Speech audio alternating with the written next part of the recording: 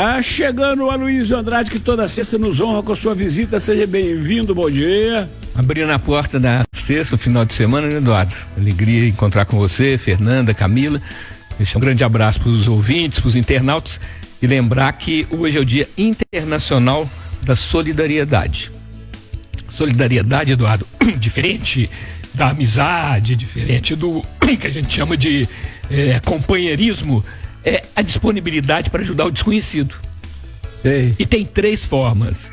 Uma através de dinheiro, outra através de presença e a outra através das boas energias, do pensamento, das orações. Então, tem jeito da gente ajudar o próximo, mesmo que não seja só com dinheiro ou só com presença, mesmo você mandando uma boa energia, mandando bons sentimentos, você consegue ajudar. E a solidariedade, então, Eduardo, é que faça com que a gente possa humanizar-se. A gente tem chamado a atenção dos ouvintes internautas da Itatiaia, que humanizar-se quer dizer desanimalizar-se. Ou seja, quanto mais humano a gente funciona, menos instintivo. E essa é a evolução. Isso é que a gente busca no nosso cotidiano. Então vamos buscar sermos mais fraternos, sermos mais amigos, não só de quem a gente gosta, não só dos parentes e dos amigos, mas do outro que é um semelhante nosso. O Tribunal de Justiça do Mato Grosso aumentou o auxílio alimentação de servidores e magistrados para R$ 10.055 agora em dezembro. Esse psiquiatra, este homeopata, é mais um brasileiro que pensa o seguinte: não há limites, doutor. Quanto mais tem, mais quer, né, Eduardo? A gente estava vendo a notícia de que a despesa de Minas para o próximo ano, que estava orçada em 16 bilhões e tanto, passou para 17 bilhões e muito, em função de demandas do Judiciário, do Ministério Público e da Defensoria Pública, né? A gente deu essa notícia ano passado sobre a questão de o Judiciário brasileiro ser o mais caro do mundo, né? São bilhões e bilhões, eu até evitei decorar o número de bilhões para não ficar estressado. Mas o que me impressionou, Eduardo, é que o custo do Judiciário, sem nenhuma crítica, é fato, né?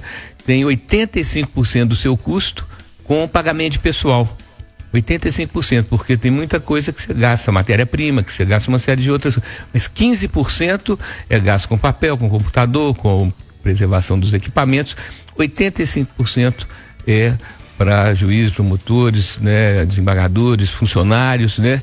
E eu penso, Eduardo, se fala assim, Luiz, o que você faria? Eu falo assim, eu daria esse salário para todo mundo que está vivo e que está merecendo pelo seu esforço. Só que tem que a desproporção é uma coisa que a gente fica chateado em função de que é muito desnivelado, né? E quando você vê que os que mais ganham são os que mais têm aumento dos ganhos, essa desproporcionalidade é que não tem nada de solidariedade, entra naquela questão do próprio umbigo, infelizmente. Às vezes a criança não vê maldade em uma atitude ou outra, né? Não identifica aquilo como um problema, já que é um adulto, uma pessoa que ela confia, e aí a situação acontece. Fernanda, é realmente difícil, porque você falar com uma criança que ainda não produz hormônio sexual sobre sexo, parece uma coisa precoce, uma coisa precipitada, mas não é, porque a ingenuidade, ela vem justamente da desinformação, né? Quando você não tem noção, você é ingênuo, você é bobinho, você, né? Me lembro que antigamente o clássico era a questão do padre que sentava o coroinha no colo, né? E era como se fosse um carinho, como se fosse um apreço, como se fosse até um cuidado, né? Na verdade tinha esse risco sim de haver outra intenção. Eu costumo dizer até, Camila, né? Não sei por que coincidência, mas que várias palavras começadas com a letra P, né? Tem, vamos dizer assim, a obrigação de não ter essa distorção de comportamento. É o pai, é o padrasto, é o padre, é o pastor e é o professor. Então, a escolinha, seja de futebol, seja de vôlei, seja lá do que for, esse professor, ou esse técnico, esse instrutor, ele tem uma supremacia, ele tem uma autoridade, ele tem uma influência sobre o que está aprendendo terrível. A sua opinião, doutora Aloysio Andrade, o senhor é a favor ou contra uma Times Square na nossa Praça 7? Eu sou a favor, Eduardo, porque a Praça 7, do jeito que ela fica tão morta, fica ônibus para lá, ônibus para cá, noiado, né, usuário de droga. Cocô. Isso, então assim, a iluminação, a questão relativa à iluminação, desde que não seja no olho da pessoa, né, prejudicando, inclusive dando dor de cabeça, eu sou a favor da luz da iluminação. E o lugar que é um ponto completamente importante, onde está o obelisco, nosso falo, né, nosso sinal de poder, está ali no Pirulito, que já foi na Savassi, que está na Praça 7. Então, eu sou a favor, tive a oportunidade e o desafio de trabalhar durante 10 anos no prédio do antigo Benj, onde funcionou o Conselho Estadual de Política de Drogas, vários órgãos do Judiciário estavam lá, inclusive aquele projeto que é um projeto importantíssimo de recuperação Mas de pessoas presas. Sou a favor. Mas ele é o professor do meu filho lá na escolinha, mas ela é a babá, mas ele é o tio. Mas, lamentavelmente, doutora Luísa Andrade, os casos de abuso acontecem, na sua maioria esmagadora, com gente muito próxima. A imensa maioria, Eduardo, mais de 80% dos casos. O que disparadamente é o mais frequente são os padrastos, que, não sendo parentes, né, das filhas das suas atuais esposas, não se sentem em nada intimidados ou nada inibidos para fazer esse tipo de coisa. E a gente está falando no intervalo, Eduardo, que eu costumo dizer que, assim, que são palavras começadas com P, que a gente acha mais inadmissível fazer os abusos, né? É o pai, o padrasto, o padre, o pastor, o professor. Então são situações é uma distância tão grande de idade, uma distância tão grande de poder, uma distância tão grande de hierarquia, que esse abuso é um abuso completamente, qualquer abuso, gente, é indesejável, seja um abuso sexual, um abuso moral, um abuso verbal, né? Os abusos são justamente o contrário do que a gente estava falando, que é comemorado hoje internacionalmente, que é a solidariedade, que é você ter esse sentimento solidário com o outro, né? Então, de novo, a questão do egoísmo, Fernanda, a questão dos seus instintos, né? Quando você se permite ter esse impulso, ter essa coisa visceral, sem controle, e ao invés de você se reprimir, de você controlar, você dá espaço e se transforma numa dependência química, Eduardo. O abuso é uma coisa que é uma dependência química, então é uma situação grave, é um adoecimento da capacidade de autocomando, de autodisciplina, de autocontrole. Então tem que ter o controle social, tem que ter a inibição, a pessoa realmente tem que pagar pelo inadequado, pelo mal feito, para servir de exemplo, porque senão fica uma coisa comum, fica uma coisa corriqueira. E o médico que tem longa história de participação, coordenação da luta contra os entorpecentes, drogas lícitas e ilícitas, a Luísa Andrade, que pensa o quê? Olha, eu tive uma experiência, Eduardo, na década de 80, quando fui fazer minha especialização em dependência química e em homeopatia lá em Buenos Aires. Fiquei completamente maravilhado com as bancas de jornal, que não eram de jornal, eram bancas de artigos de primeira necessidade, e os chamados supérfluos, Camila, que de supérfluo não tem nada, porque a quantidade de flor que se vendia nas bancas em Buenos Aires, a quantidade de frutas que se vendia nas bancas em Buenos Aires, então era um lugar que você chegava assim e tinha aquele cheiro, quer dizer, aquele aroma, né? Lá que eu conheci o tal do salsão, que é então uma verdura, vamos dizer assim, que a gente costuma usar pouco aqui, que tem um aipo, é o outro nome dele, né? Mas aquilo ali não dava o ar. Então eu acho que, assim, qualquer ponto de comércio, desde que venda coisas que sejam saudáveis, que não sejam coisas nocivas, né? Agora, o álcool, realmente a gente está, como diz o outro, diante desse dilema, e você não vai falar assim, ó, gente, não pode beber, não deve beber, isso aí é contra a realidade, né? Adianta. Agora, o que eu penso é que entre o real e o ideal, Eduardo, tem o possível, né? E o possível deve ser o mais perto possível do ideal. E no meu caso aí, o que eu diria? Que deveria ser proibida a venda de bebida destilada.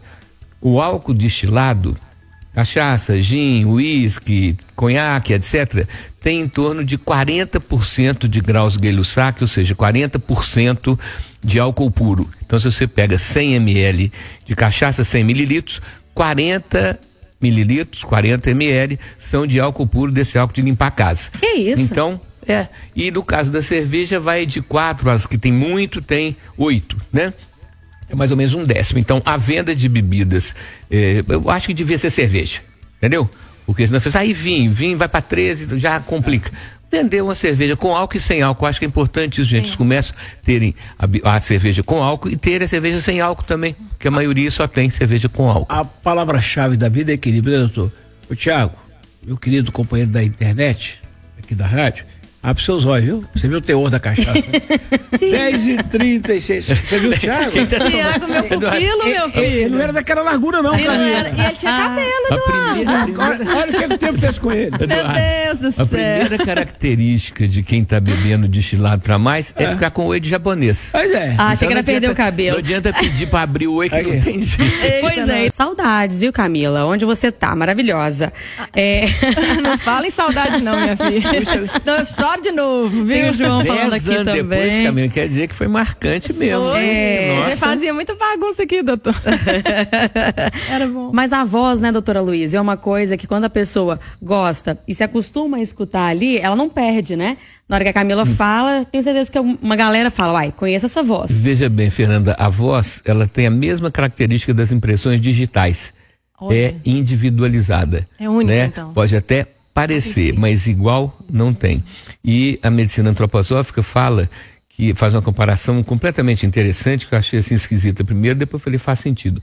Compara a laringe, que é onde a gente gera a voz, né, nas cordas vocais, com o útero, as trompas de Eustáquio, que ligam a garganta com o ouvido, e as trompas de Falópio, que ligam o útero, né, com o abdômen, e compara as orelhas com os ovários. E quando você vê o desenho, você fala, gente, a anatomia é igualzinho. E a antroposofia diz que a voz, a capacidade da fonação, de emitir o som organizado, é uma atitude de coragem. Por isso que toda vez que a pessoa fica rouca, eu dei uma engasgada aqui no começo, não sei porquê, mas dentro não esperava que acontecesse, que a garganta está sofrida pela passada de mal que eu tive de estômago e de esôfago. Mas então, toda vez que a pessoa tem uma rouquidão, seja por exagero, seja lá pelo que for, a gente trata a coragem com duas substâncias, o ferro, tá? E que é o metal de Marte, da força, e a pirita, que é aquele ouro de baixo teor. Então a gente usa o anis pirite, né? O anis, que é a única bala que eu não gostava na infância, aquela bala azul. Gostava da cor, achava linda, mas tinha um gosto que eu não sentia muita atração. Depois, quando conheci a bebida Araqui, aquela bebida árabe, que ela é transparente, ela é igual uma pinga, e quando para beber tem que adicionar água. E quando você adiciona água, ela fica leitosa, fica igual leite, não gosto mais, e é de anis. Isso, só completando, Fernando, não vou perder a oportunidade de contar isso. Eu entrei na rádio em 2005 como estagiária e produtora do Itatiaia Patrulha e do Chamada Geral. E o meu sonho sempre foi ser repórter de polícia, mas era uma coisa muito difícil. No dia que eu colei grau na faculdade, formei dia 1º de março de 2007, me chamaram e falaram que iriam assinar minha carteira como repórter de polícia, que era o meu sonho. No outro dia eu perdi a voz, doutor. E aí eu fiquei assim, agora vão me mandar embora, agora que eu consegui o que eu queria, vai dar errado. Nem entrei direito, já tô saindo, né? Mas é um sinal de insegurança, de uma fragilidade do eu, né? Por isso que a gente usa ferro e ouro para dar mais coragem, né? Então é uma leitura que a gente Muito faz. bom saber. E é interessante que a impostação vocal, Camila, são os treinos, gente, para poder você aprender a colocar o seu tom de voz no lugar certo. Porque às vezes a gente fala abaixo do nosso tom ideal ou fala acima. Então, assim, sugiro que todo mundo que tenha oportunidade procure um professor de impostação vocal para poder descobrir exatamente o lugar do seu tom de voz, te dar mais conforto, menos chance de rouquidão. Não vamos discutir sobre aberturas aos domingos e não vamos discutir sobre redução de carga horária de trabalho. Aí está, portanto, a posição oficial da FEComércio MG por seu presidente, o Nadim Donato, às 10h47. Doutora Luísa, essa é uma discussão também eterna, né? Eduardo, mas a gente tem que ter, vamos dizer assim, a realidade como referência, né? O ideal, feito eu disse, era que todo mundo ganhasse bom dinheiro, sem trabalhar tantas horas por semana, mas do ponto de vista da sobrevivência, feito disso o Nadim, dos pequenos e médios comércios, é inviável, né? E quando se fala em trabalho ao domingo, não é que esse funcionário que trabalhou de segunda a sábado vai trabalhar domingo também, não, gente. Tem um rodízio, tem uma escala que nem plantão em hospital, né? Tem que ter alguém no sábado, no domingo de noite trabalhando, porque senão como é que vai ser, né? Então eu penso que essa questão, e eu penso que tem certo tipo de atitude de sindicalista que faz aquilo para poder fazer uma média, continuar sendo sindicalista e ganha sem trabalhar, né? Então ele quer diminuir o trabalho dos outros para poder ficar mais simpático para a classe, né? Do ponto de vista prático, do ponto de vista da realidade, a gente sabe que, repito, entre o real e o ideal tem o possível, e o possível é você ter respeito pelo funcionário, você respeitar as horas que ele tem que trabalhar, não ficar pagando hora extra que melhora o bolso e estraga a saúde, né? Então eu acho que tem coisas que podem ser bem mais adequadas, sim, né? Mas essa ideia, e eles estavam fazendo a proposta de descer, de diminuir de 44 horas por semana para 36, quer dizer, tirando 9 horas de uma vez, né? Então isso aí eu acho que são os exageros, e isso inviabiliza, tá, gente? O grande problema de você fazer propostas mirabolantes, propostas impossíveis de serem aplicadas na prática, é que você atrapalha uma possível melhora, porque você pede demais e aí acaba que prejudica uma possibilidade menor que seria muito mais possível e acrescentante para esse trabalhador. Então é um vício por compras e é um transtorno psicológico que pode causar sérios prejuízos financeiros e também emocionais. O principal alerta dos especialistas é para a pessoa, às vezes, ela não percebe que está comprando demais, mas ela compra porque ela teve uma emoção negativa, ela está com ansiedade, ela está triste, ela está se sentindo só, ela está com raiva de alguém, aí ela vai lá e compra. Doutor, doutor, fala para mim aí, a cabeça da gente, hein? Que cabeça, né, Eduardo? A cabeça, compra para ver se você resolve essa tristeza. Que abacaxi, né? Agora, tem um quadro, que é um quadro bem grave, que é o delírio de grandeza. É a pessoa que se imagina muito mais rica, muito mais capaz, muito mais poderosa. E é o lado oposto, né, o distúrbio bipolar, que é a psicose maníaco-depressiva, que ora a pessoa tem uma agitação, uma animação extrema, depois uma depressão completa. Então, tem que tratar, Eduardo. Isso aí precisa de remédio, não basta terapia, não basta fazer leituras, né? É uma medicação para estabilizar o humor. E o humor nunca é, gente, linear. O nosso equilíbrio possível, ele é pendular, ele é como uma gangorra, que antes da gente exagerar para mais, ficar muito alegre, muito feliz, muito gastador, você começa o movimento de volta, e antes de você ficar muito introvertido, muito travado, muito fechado, muito tímido e muito desanimado, aí você começa o movimento de volta. Então é um equilíbrio movimentado. A pessoa me perguntou, por que a gente não pode ficar parado no ponto do equilíbrio, doutor Luiz? Eu falei assim, porque o ponto de equilíbrio é o ponto mais visado pelo desequilíbrio para pegar o ingênuo que acredita que o equilíbrio parado existe. Obrigado por mais essa visita, bom Natal e até sexta que vem, se Deus quiser. Até sexta que vem, então insistindo, gente, na questão do altruísmo, da solidariedade e atualizando um dado, Eduardo. Esse ano de 2024, o Judiciário brasileiro gastou 170 bilhões de reais e o gasto como pessoal não é 85%, foi de 90,2%. Até a semana. Bom Natal para todo mundo. Para nós.